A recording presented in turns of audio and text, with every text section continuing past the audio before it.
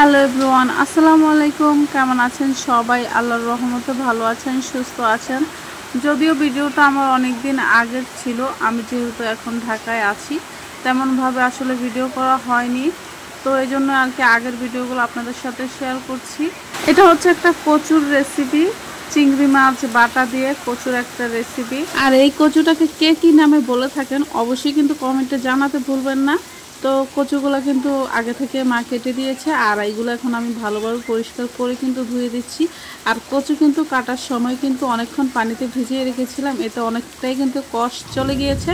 তো ওই তো ধোয়ার পরে এখন চুলায় কিন্তু একটা কড়াইয়ে বসিয়ে দিয়েছি। আর এখন এতে একটা পেঁয়াজ কুচি করে দিয়ে সরিষার তেল দিয়ে ভালোভাবে একটু নেড়ে চেড়ে দিচ্ছি। এখানে কিন্তু 2 চামচ রসুন বাটা আছে, হাফ চামচ আছে আদা বাটা। এখন ভালোভাবে একটু মশলাটাকে ভেজে নিচ্ছি। ভেজে নেওয়ার পর দিয়ে দিচ্ছি 1 চামচ পরিমাণ হলুদের গুঁড়া, আর এই তো স্বাদ মতো দিয়ে দিচ্ছি মরিচের গুঁড়া। মশলাটাকে কিন্তু 1 মিনিটের মতো একটু তেলে ভালোভাবে ভেজে নিব, এতে ফ্লেভারটা কালারটা দুইটাই ভালো আসবে। তো মশলা ভাজার পর দিয়ে দিয়েছি পানি 1 কাপ পরিমাণ, আর স্বাদ মতো দিয়ে দিয়েছি লবণ। তো মশলাটাকে আরও 5 মিনিট জাল করে কিন্তু এখন ধুয়ে রাখা কচুও কিন্তু এখানে দিয়ে দিচ্ছি। তো কচুটা এখন ভালোভাবে কিন্তু একটু উল্টে পাল্টে নাড়াচাড়া করে দিব, যাতে পাতিলার তলানিতে একদমই লেগে না যায়। আর মশলাটাকেও কিন্তু কচুর সাথে গায়ে গায়ে ভালোভাবে একটু মিশিয়ে নিব। এখন মিশিয়ে নেওয়ার পর একটু 5 মিনিটের মতো কিন্তু ঢেকে দেব। ঢেকে রাখার পর কিন্তু দেখে বুঝতে পারছেন কচুটা কিন্তু অনেকটাই চুপসে গিয়েছে, কমে গিয়েছে। এখন আরও একটু কিন্তু ভালোভাবে কষিয়ে নিব। কষিয়ে নেওয়ার পর কিন্তু এই যে চিংড়ি মাছ বাটাটাও কিন্তু এখানে দিয়ে দিচ্ছি। এখানে কিন্তু 3 চামচের মতো চিংড়ি মাছ বাটা আছে। এখন আবারও কিন্তু একটু কষিয়ে নিব।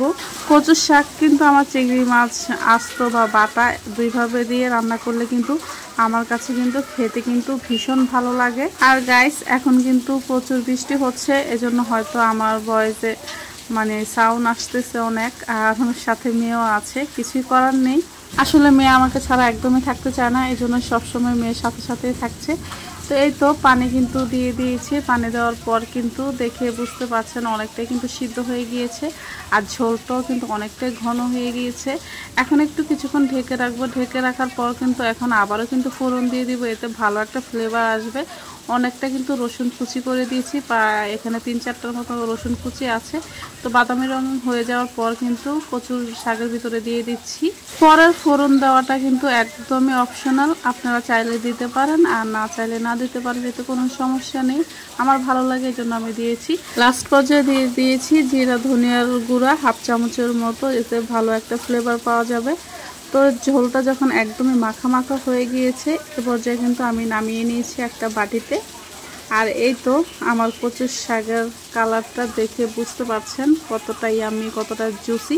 যেহেতু চিংড়ি বাটা দিয়ে রান্না করেছি, এই জন্য কালারটা একটু অন্যরকম এসেছে, একটু লালচে লালচে কালার এসেছে। আপনারা ইচ্ছে করলে আস্ত চিংড়ি মাছটাও দিয়ে কিন্তু রান্না করতে পারেন। তো ভিডিওটি কেমন লেগেছে অবশ্যই কমেন্টে জানাতে ভুলবেন না। ভিডিওটি যদি আমার ইউটিউব চ্যানেল থেকে দেখে থাকেন তাহলে কিন্তু সাবস্ক্রাইব করতে ভুলবেন না। সবাই ভালো থাকবেন, সুস্থ থাকবেন। আবারও কোনো রেসিপি নিয়ে চলে আসবো। আল্লাহ হাফেজ, আসসালামু আলাইকুম।